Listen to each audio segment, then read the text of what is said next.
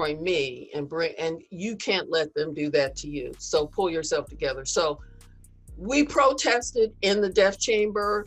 We put up the Black Power sign. And at the end, we said, we screamed in unison, the few of us that were there for him. The state of California just killed an innocent man, and there are no windows in there. It was all concrete. So the words just reverberated. It was more powerful than we could have imagined. But as I was leaving, I wanted, of course, to just collapse and cry.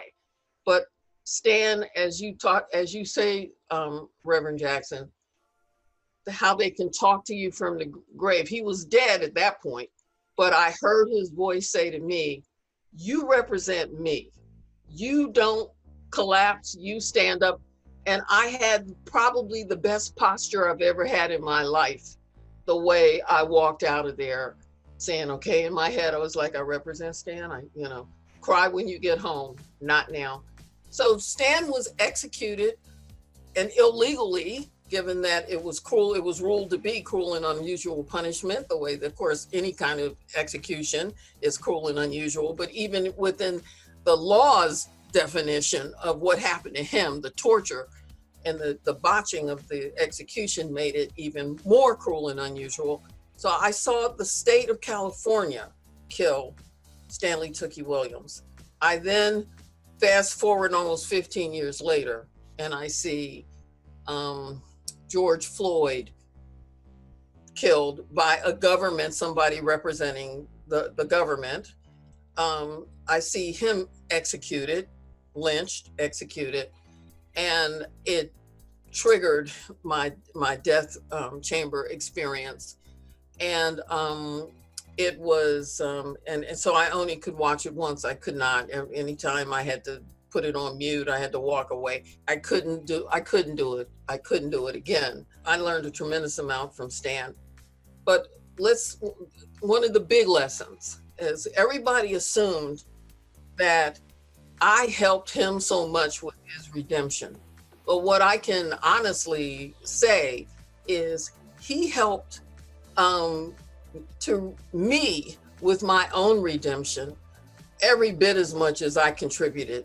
Whatever I contributed to him was certainly no more, or probably not even as close as what he contributed to me, which, and part of that speaks to what my thoughts are for what we can do with the situation we're in.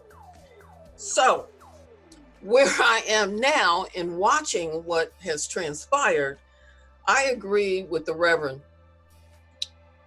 We do need to deal, of course, with with whatever laws and that we can come up with to deal with the police brutality. But we need to deal with more than that. We need to, like he called, I wrote down where he said banking apartheid. So what I was thinking, because there's been a discussion about the social contract, and that the social contract has been broken. Well, if we're honest about this, how did we get here? Well, we were never part of the social contract. So, what's the social contract?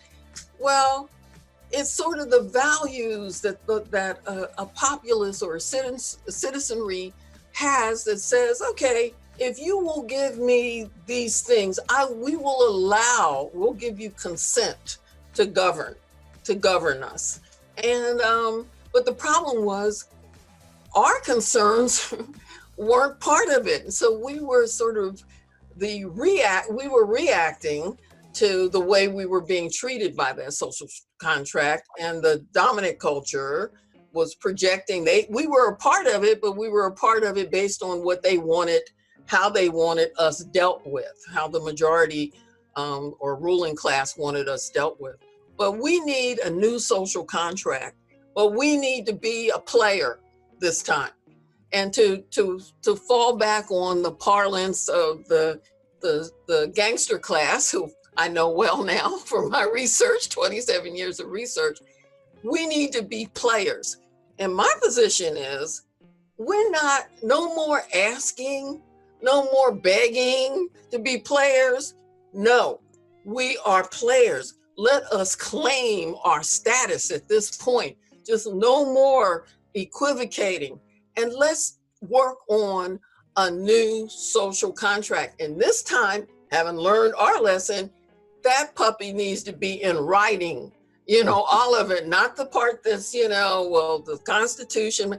And what the Reverend said is absolutely right. I wrote that down, that rules determine the winner. So I agree with everything that everybody has said thus far. I'm just saying right now, while we have this energy, yes, we need to come up with some tangible things for folks to do. I saw this wonderful documentary about James Baldwin that was called I'm Not Your Negro. And one of the quotes, and I wrote it down because I was like completely blown away. He's at Cambridge University talking about race, and he says, there is scarcely any hope for the American dream because the people who are denied participation in it by their very presence will wreck it. So in other words, if you don't let us, we're here to make everything better. Back to what Van said, it will make America better, not worse, better. And not even just better, way better, much better. I wanted to bring up Tukey because most people don't even know they know the Crips and the Bloods, but they don't know his history. And most importantly, again, they don't know how he became a peacemaker. So I have one quick question for you, then I'm going to go to Derek. I'd really love to know, because you were there, I had my experience of it. He experienced me as a man. He didn't experience me as a white man. He had, same thing as you, initial concerns, but then he felt who I was, consistent communication. I interviewed him, for a direct conversation with the governor that was private since the governor wouldn't come meet him. And he wouldn't fall on his knees and beg. He said, Tony, I've done a lot of things. I've done worse things than this, but I didn't do this. And he said, I'm not going to give up my integrity. And he had this transformation inside himself from a man of violence to a man of peace. It's as large a transformation as a human can probably experience. And he told me that the experience of that was an internal one. He was blaming everybody on the outside. He said he read these great books, religious books, philosophy, and it began to change his way of looking at himself, where he took responsibility for himself in a whole new way. And then from a place of peace in himself, he could bring peace to others. But he couldn't do it when he was enraged, he said.